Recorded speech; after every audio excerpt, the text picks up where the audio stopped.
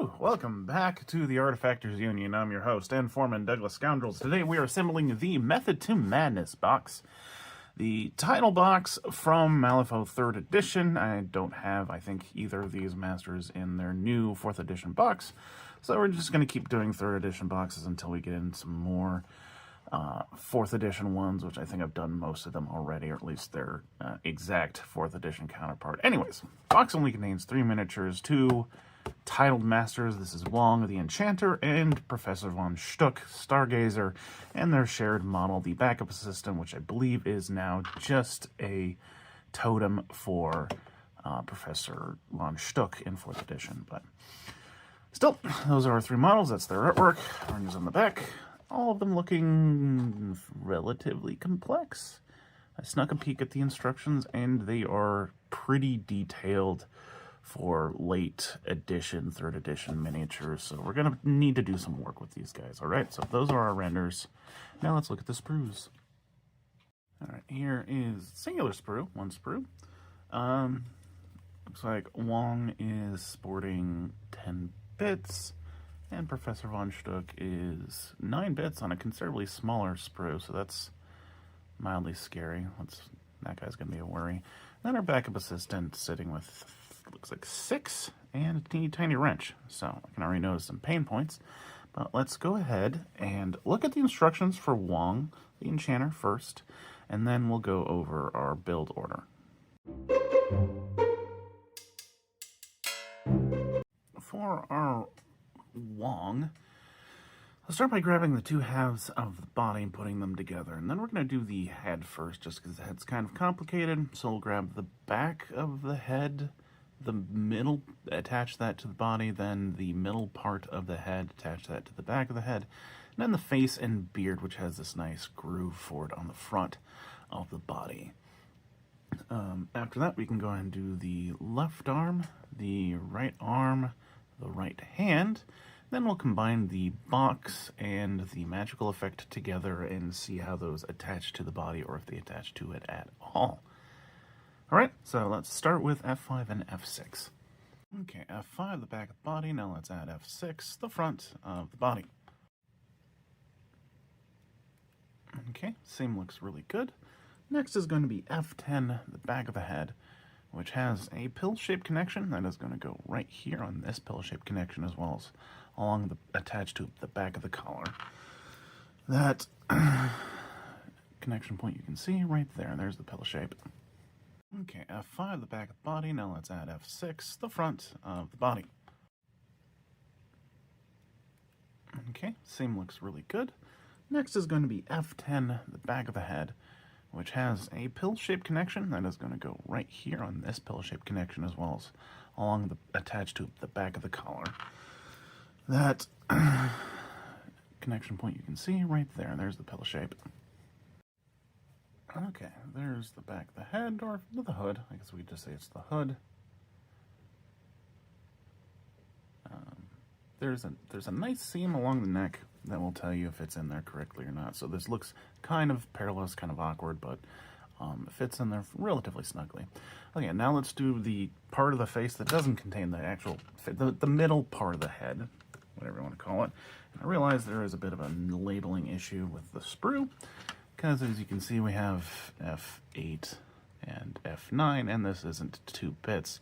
So we'll just say we actually attached F9, and then this is F10. Sure. So we're going to attach F10. You see this big old pill shape right here that is just going to connect to the back of the head right there in that pill shape.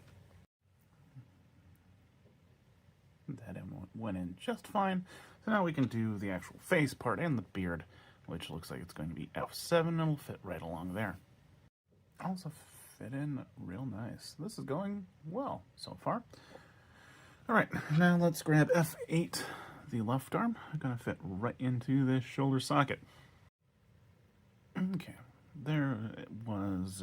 Part of the connection point took a lot of trimming to get it to be flat at the top of the shoulder here, so be pretty thorough with your cleanup, otherwise there's going to be a big gap there. Alright, now we can go ahead and start on the left arm. This is the right. Did I say this was the left? I don't know. This is the right arm, though. Now I remember. We're gonna start on the left arm. I apologize if I got the naming wrong. This will be F. Looks like it's F3. It's gonna fit right in there. Went in just fine. Let's grab F4, the left hand, and I glue it right in there. Okay, Wong's actual body is done. Then we can go ahead and combine F2 and F1. Yeah, that looks like that's how it's supposed to go. No real way to tell what side is which for the bag, so I just dry fed it and see which one fits in better. Okay, that's fine. Now our issue is how to get them to attach to the base. The problem is that both these parts are supposed to go on a 30mm base. And as you can maybe see, there's not a lot of room once you combine both the real estate they pick up. And this is exacerbated with the newer bases, making it harder to attach them to the rim just because of how deeper it is. So I went ahead and grabbed an older base. To do this, if you don't have them, just do your basing first before you attach them to it. So I'm going to go ahead and attach them and show you how I ended up doing it. Okay, this is what I ended up doing. You can see the overhangs. The part that overhangs is the tail of his robe, and then the one leg of the bag. Other than that, it looks relatively similar to the 3D render, so I think that's going to be good. Nice and compact. Yeah, I think he's all done. Let's do a review. Wong the Enchanter is done. Relatively easy piece. I thought putting the head on there was going to be more difficult, but it ended up being pretty simple. Hardest part, as far as assembly, I guess, would be the left hand, perhaps. But overall, the most difficult part is getting him to fit on a 30mm base. Yeah, that's really the hardest part for me. And it looks like I did a decent job of that. He really looks like almost an exact copy of the render, so I'm going to call him good. Let's move on to the backup assistant. Our backup assistant is going to hopefully be a little bit faster to do. Well, maybe a little bit easier. At least I don't think I'm going to have basing problems like I did. But anyways, let's grab the body, E1, and then do both the legs. I want to guess this is going to be our right leg, E5, and our left leg, E4. I could be wrong. We'll see. And then do E6, the wrench on his lower back, before we end up doing the left arm E2, the right arm E2 and the left arm E3. This might change, but we'll see. Let's look at the instructions and then get started with E1 and then E5.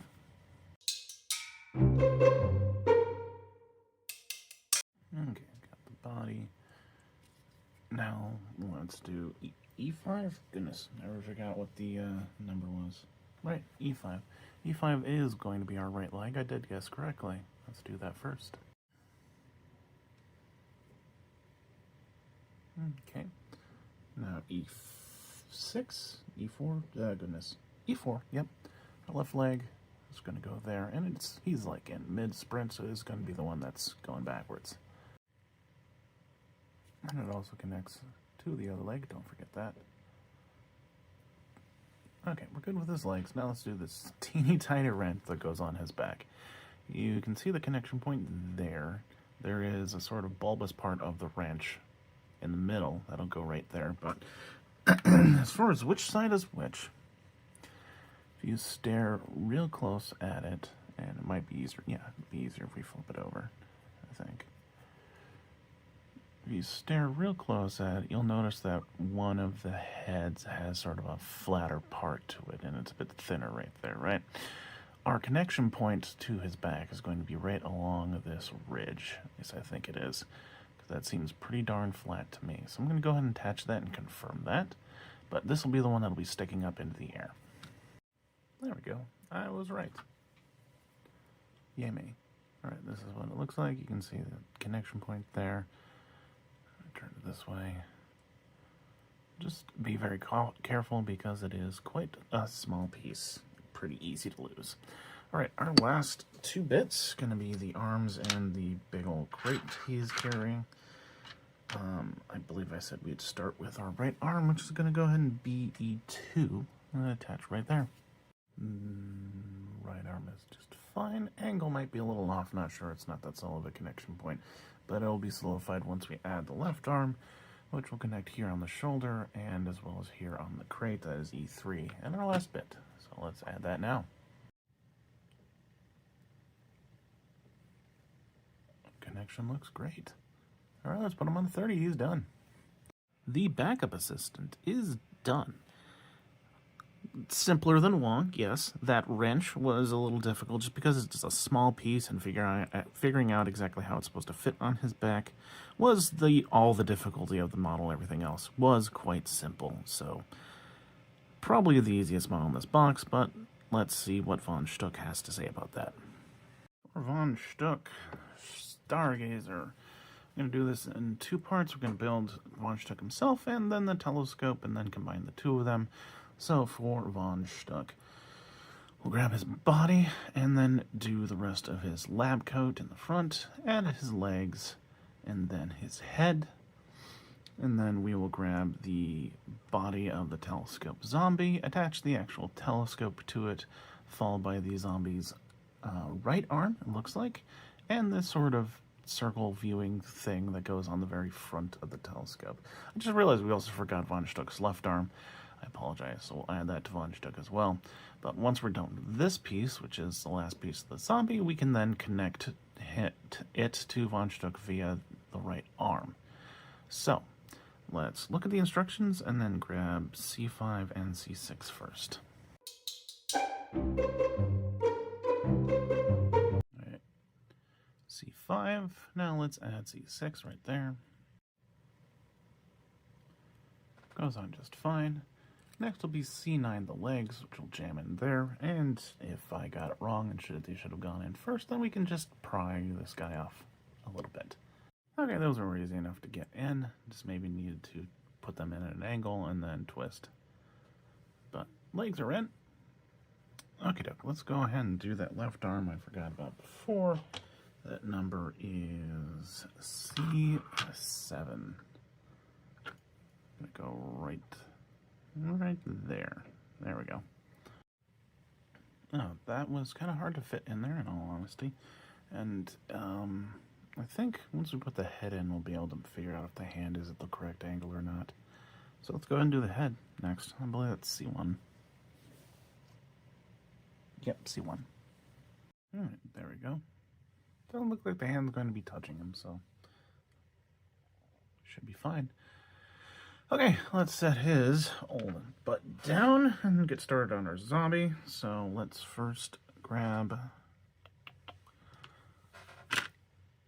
C8 and let's do his arm C3 after that, followed by the telescope C2 and then the thing C4. Little zombie buddy. C8, let's add C3. The right arm, gonna go right there. He's got like really short torso, really long arms. Right, okay, the telescope, which I'm gonna guess is C2, is going to attach to this sort of stump right here, effectively being his head. And as well as attached to the left arm, which the hand of the arm is also on the telescope. Okay. Fits on fine, and there is a nice solid L-shaped connection point for the wrist, so you'll know if it's set in correctly or not. Okay, our last piece is going to be C4, this fragile looking circle thing to the telescope. It's going to fit right here. You can kind of see the L shape. Maybe if I can focus my camera. The L-shaped connection point, which should be relatively solid, and that will connect to this part. Again, you can kind of see the L shape right here. As far as, well, I guess there's only one way that's going to sit, never mind. So let's attach that then, and be careful with it. Okay. That is a very fragile connection point, so be very careful with it. I just attach it to this part and then very gently adjust it so it looks like it better fits with the telescope. Okay, so as far as attaching these two together, I think it would be best to just put Von Schtook on the base first, and then attach this to the base while attaching it to Von Schtook as well. Alright? Alright, yep, got pretty good. I made sure that he was pretty far back on the base before I attached him, and then I didn't, for once, actually spray the base so that the glue would instantly set, because I know I need to adjust this guy at this point, but this is good, and I think we can call him done. Let's do a review. Professor Von Schtook, Stargazer, is done. The hardest part for this one, unsurprisingly, is that tiny ring at the end of the telescope. Getting that to sit correctly and look like it's supposed to be there and not break was pretty hard, and then making sure he all fit on the base, with another bit of difficulty being the left arm, figuring out exactly how that's supposed to sit in there. That would probably be easier to do if we did the left arm dead last after everything else, so that's my suggestion. Alright, let's look at the whole box. The Method to the Madness box is done, containing Wong, the Enchanter, the backup assistant, and Professor Von Schtook, Stargazer. So, the hardest parts in this box were fitting Wong on his base, the wrench on the backup assistant, and the little ring thing on the end of the telescope. And I guess the left arm and but basically I would say the hardest model was Von Schtook. Yes, I think he had the most difficulty, especially with that little ring piece on the telescope. But overall, not the hardest box, a relatively difficult one for the title boxes, however. So, I think that's everything from me. So I've been your foreman, Douglas Scoundrels, helping you build a better Malifaux. Please wear safety gear.